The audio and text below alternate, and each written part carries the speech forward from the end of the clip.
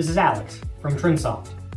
Microsoft just announced 2025 Release Wave 2 for Dynamics 365 Business Central, and there's a lot in this one.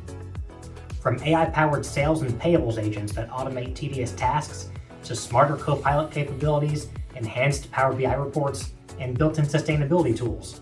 This release is all about helping finance and operations leaders work smarter, not harder.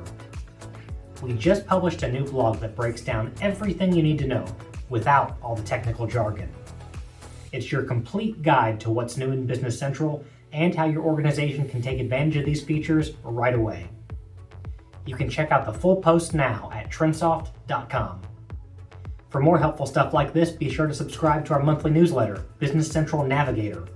If you're interested in learning more about Business Central or how we can customize it for your exact business processes, send us a message and we'll show you what's possible. Until then, take care.